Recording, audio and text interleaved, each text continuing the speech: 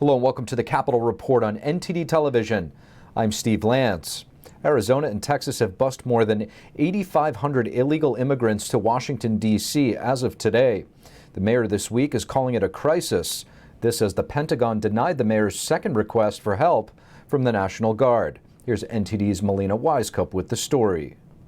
More than 8,500 illegal immigrants from Texas and Arizona have arrived here in the nation's capital since Texas sent that first busload back in April. And Texas and Arizona's governors have not indicated that they plan to stop sending them anytime soon. When migrants first arrive here, they're sent to an organization called SAMU First Response, which is located less than a mile from the White House. Now, FEMA is helping these nonprofit organizations with housing, transporting, and caring for these migrants because it is costly. DC's Attorney General has provided $150,000 in grant money to these nonprofit organizations, and the cost is weighing on the city's resources. DC's mayor now calling it a policy emergency. And we think it can be a crisis in our city. That's why we've asked for federal support. Just hours after the mayor's comments, her request to the Pentagon was denied. The Defense Department's executive secretary stating that, quote, devoting the personnel or facility for such an extended mission would force the cancellation or disruption of military training.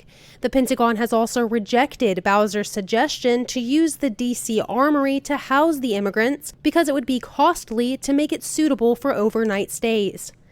In response to the second denied request, the mayor wrote on Twitter that the city will, quote, move forward with our planning to ensure that when people are coming through D.C. on their way to their final destination, that we will have a humane setting for them.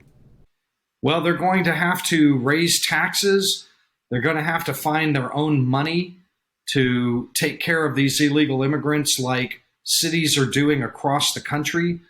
There are thousands, hundreds of thousands, and even millions of illegal immigrants who crossed the border in the last 18 months that are living in cities across the country, not just New York and Washington, D.C., and they're all suffering in silence. While Texas's Governor Greg Abbott and Mayor Bowser disagree about how the illegal immigration surge should be addressed, both parties are on the same page in calling for action at the federal level. That cities alone can't solve a broken immigration system. But this issue may not die down anytime soon, experts say, due to the so-called pull factors that drive illegal immigrants to the U.S. and oftentimes to sanctuary cities. When they find out down trail that New York, Washington, and all these other blue cities are sanctuary cities, and they're wondering where to go, they're going to go to those places because nobody wants to be deported. Congress members and senators from both parties say they want to find a solution for this pressing issue, albeit Republicans and Democrats have two very different proposals for how to solve it. They've been at a stalemate for quite some time because they failed to hash out a solution that both parties can agree on. Reporting in Washington, D.C., Melina Wisecup, NTD News. A letter reveals the Biden administration helped the FBI access documents that were already taken from Mar-a-Lago months before the August raid. It also tells us what was previously moved from Trump's home. NTD's Iris Tao brings us more. Over 700 pages of classified materials, including some at the highest levels of classification, were moved from Mar-a-Lago to the National Archives back in January. That's according to a letter sent by the Archives, or NARA, to Trump's attorneys in May, which the agency made public on Tuesday. The letter also reveals that a Biden administration helped the FBI access those documents. The archivist wrote that in April, quote, the White House counsel's office formally transmitted a request that NARA provide the FBI access to the 15 boxes for its review. And the news comes as Trump has filed an official lawsuit seeking to block the Justice Department from reviewing documents seized at Mar-a-Lago.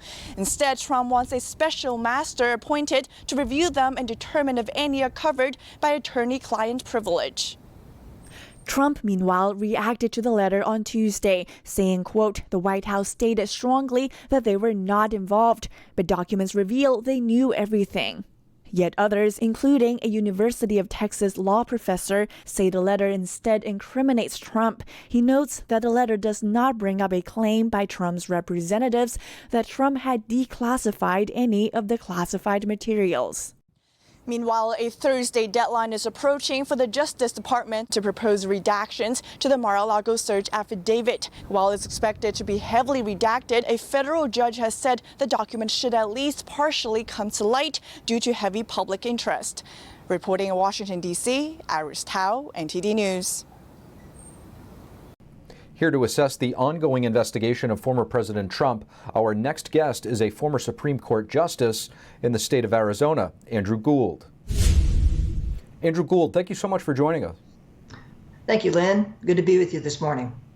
Judge, there are a lot of moving parts to this raid of former President Trump's home. The latest, Trump is calling for a special master to review the documents taken during the raid. If you could tell us, what exactly is the role of a special master, and what type of things do you think they would be looking for?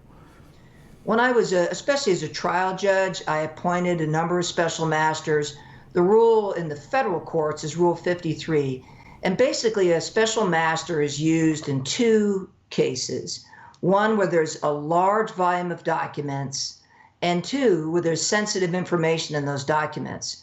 So a judge will appoint a special master to cull through a large volume of documents, but also a judge wants to insulate himself or herself from attorney-client information, other confidential information in those documents, because the judge that's sitting on the case doesn't want to be looking at those documents if they're going to be actually ruling on issues in the case. So they'll give it to a special master to review. So I think in this instance, it's a combination of both. It's a large volume of documents that have been seized, and there are very sensitive documents that have been seized. Now, there are reports that the White House has knowledge and was even possibly proactive in pushing this investigation along. If true, how serious of an issue is this from the standpoint of separation of powers? Well, look, we've never had a former president's home searched. It's never happened before in the history of this country. That being said, we don't know what's in the affidavit, and I don't know why the White House would push this. But that's very troubling, obviously. So I think a couple things need to be kept in mind here. First, it's unlikely that we're really going to know everything behind this investigation until we at least see the affidavit. They're not going to release that full affidavit. Whatever they release, there's going to be portions redacted. And frankly, that's very common with search warrants. Anytime you have a search warrant, you're dealing with an ongoing investigation. And so there's confidential informants, there's witnesses, sensitive information. That applies to any case. And so it's unlikely they're going to release that entire affidavit. So we won't know everything they're going after. So, Judge, when it comes to deciding on the scope of redactions, how important is it in terms of the affidavit to understand and look at the judge's political bias? I think you always have to recognize that judges are people. And so that can be a factor. Look, when you have a special master appointed, typically the process under Rule 53 is the parties all suggest names, and they can object to some of the names proposed by the other party, and it's up to the judge presiding over the case to consider those objections. And usually what a judge will do is not appoint somebody that the other party objects to. That being said, I was a judge for over 20 years. I did it at every level of the courts, from the trial courts to the state Supreme Court.